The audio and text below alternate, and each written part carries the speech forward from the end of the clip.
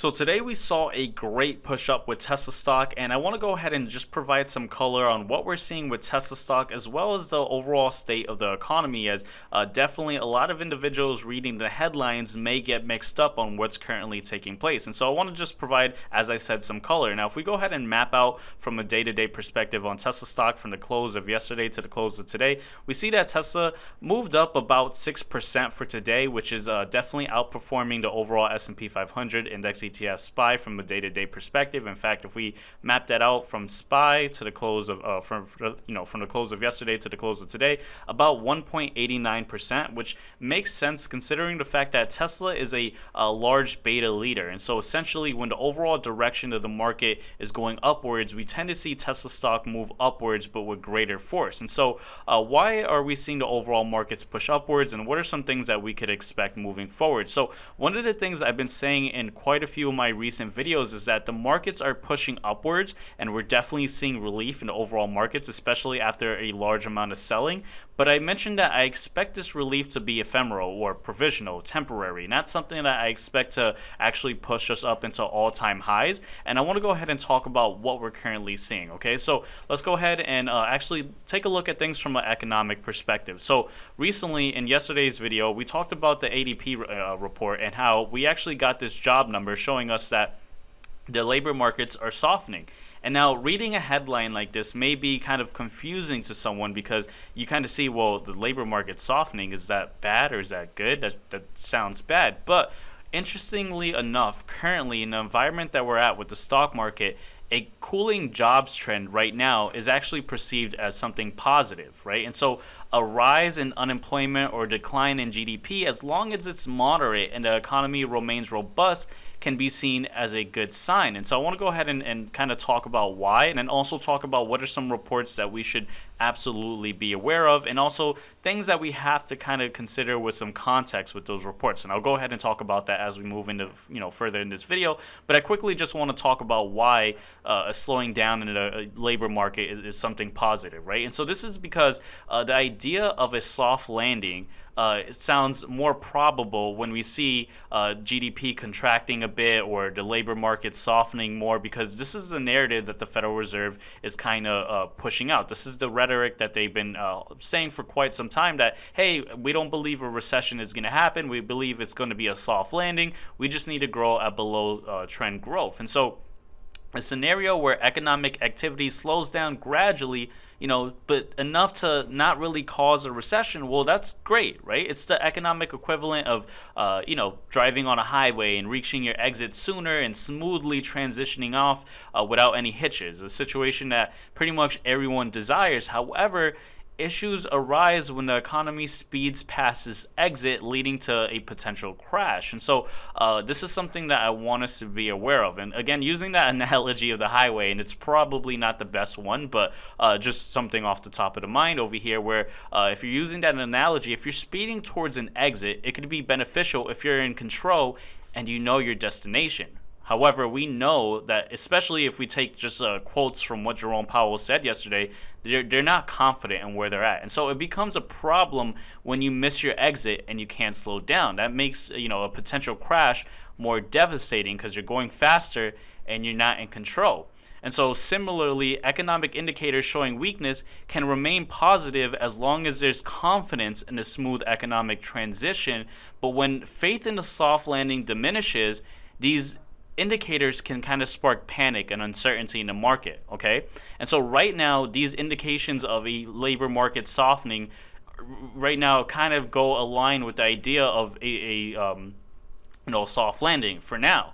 But that's, like I said, temporary. As we move forward, that's where we get more economic pain. And that's when it could switch from, oh, okay, things are just cooling down just a bit, to, oh, no, we're actually heading into a recession. And so I want to go ahead and talk about what we're seeing with the data, okay? So one thing that I've talked about for quite some time is that, yeah, we had the government numbers coming out on Friday, but we have to be a little bit worry or just kind of skeptical about the government job numbers. And this is not me trying to be a conspiracy theorist or someone with a tinfoil hat, but I want to share this chart over here, right? For example, this entire year, the entire year of 2023, we've seen revisions with the government job numbers. For example, January, February, March, April, May, June, July, etc. And so we've seen the government numbers come out and then quickly just get revised later on.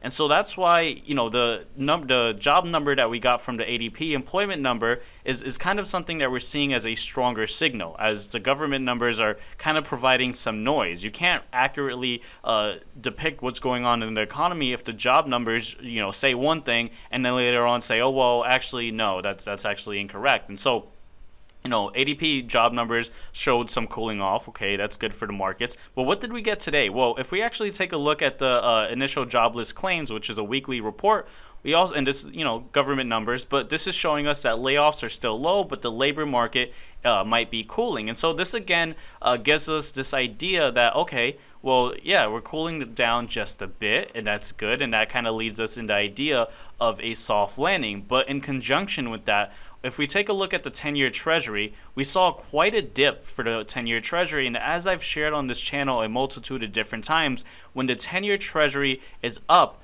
at these high levels, especially when it's above 5%, a level that we have not seen in years, well, that takes appetite away from risk-on investments like stocks. It takes the interest for capital to get invested into companies like Tesla. Why? Well, why would you invest in a company like Tesla for the, remainder of the year after it's rallied up quite a bit, when you could go ahead and put capital into bonds? And if you believe that the bonds are at their bottom and they're going to start moving upwards, well, and the yield is locked in at this percent right over here, well, then you get the appreciation of bonds going up while also collecting a premium with the yields. And hopefully that doesn't drive anyone away.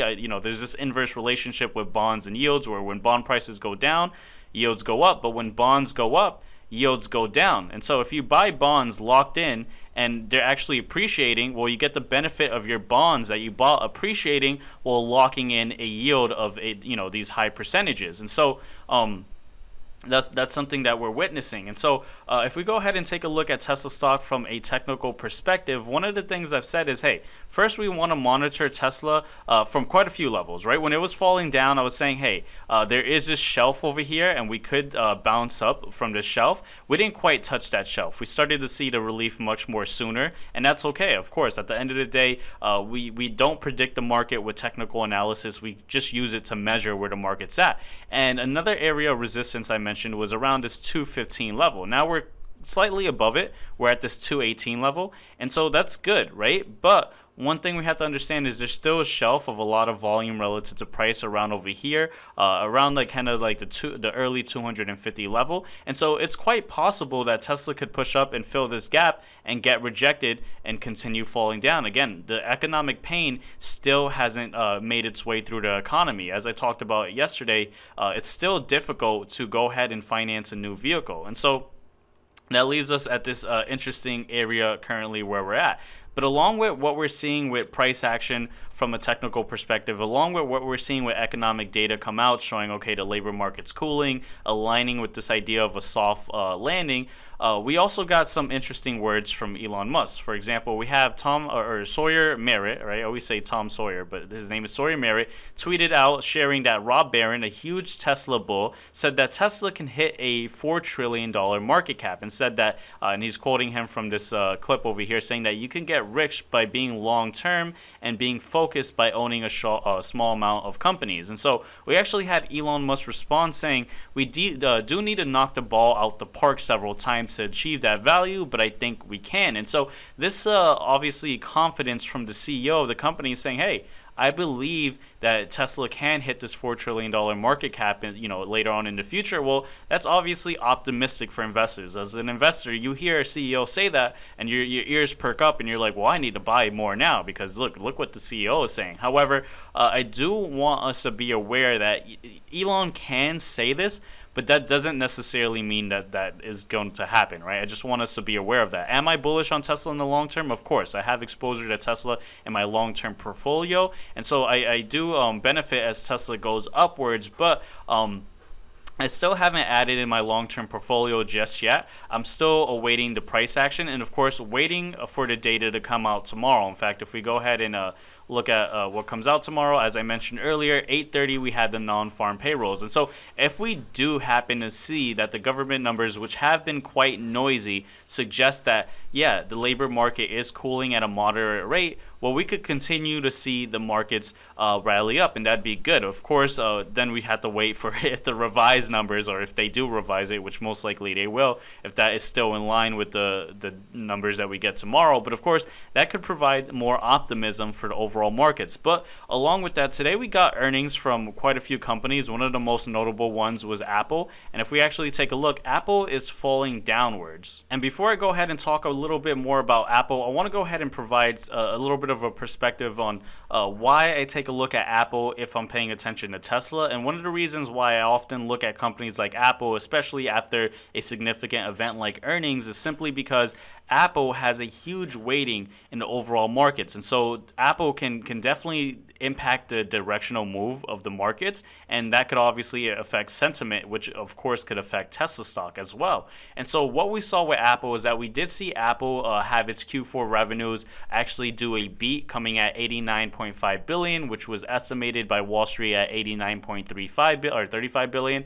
And then also earnings per share came out higher, so it was a beat. But we also have to understand that these earnings, right, a lot of them have already been revised down. So we have to kind of understand that you got to take it with a bit of salt. If you're having companies beat their earnings, but they've already been revised down, is it that great? It's not likely, right? You have to have exceptionally well earnings to really impact the move to go upwards. But if you actually parse through Apple's earnings, right, and right now they're actually having the earnings call, so that's why we see this fluctuation take place as of the recording of this video. Because as I said, earnings, there's a lot of nuance in there, right? It's not only just the numbers, but it's also what the the big cheeses say on the earnings call, right? That's obviously something that you want to pay attention to, forward guidance. But when you actually look into the earnings for Apple, one of the things that we're seeing is that Apple is doing well with its core products, iPhones, service revenue, iPad revenue is doing great. But we're seeing issues with revenue from China, and China is obviously a huge economy, right? It's a huge influence, and we're seeing that fall down. And that's something that we talked about last quarter on this channel. We talked about how that's not a good sign, and seeing that could definitely impact Apple, right? Because obviously the miss in Apple's overall product revenue kind of suggests that while its flagship products like the iPhone are performing well, the need to continue innovating and diversifying its product range is necessary to ensure growth. And why do investors pour capital into a stock or the security? It's because they want to see growth, right? And so China, like I said, is a big market, and in the past we've spoken about how that has Apple has a huge, or they have a huge influence on Apple, right? China to Apple. And so with that shrinking, that's not good for Apple long term, and now they have to kind of grow in other markets like India, which has a huge population, etc. But it takes time to actually grow in the market. And so enough about Apple. Again, you typically get a lot of bad comments when I talk about Tesla but mention Apple. But we're seeing Tesla kind of right now pushed down in the after hours, so we'll see what ends up happening. Are we getting rejected right over here and possibly falling down? Of course, we'll have to monitor the situation. But for me personally, in my long-term portfolio, I'm still not adding more shares of Apple. Again, you should only do whatever you see value in. You should only trade and invest in what you are comfortable doing. You should not follow what I'm doing or anyone else on YouTube or X.com or any fund manager, right? At the end of the day, you have to do whatever you see value in. And so, of course, I was saying that, hey, we could possibly see Tesla hit these 180 levels, and I was wrong. I've been right on Tesla quite a numerous amounts of times in the past, but we didn't touch that 180 level that I was quite looking for to get that rejection, or that sell-off area, and we're actually bouncing up pretty strongly. But if we see this mix-match in economic data tomorrow with the government numbers, well, that could kind of sour the market a bit. And so that's something that we want to be aware of. Again, there are some other trade ideas that I am looking into that I will kind of reserve for those within the Push and Profit private group. But also make sure to check out the links in the description below, because there is a link for my free weekly market pulse insights where I talk about the things that I'm actually looking for or looking into in the market, talk about events that we have to be aware of. And again, it's completely free to sign up, so definitely check that out. And if you're new to the channel, consider subscribing. But with that said, guys, hopefully you enjoyed this video. And before you go, make sure to watch this next video right over here. Take care, guys.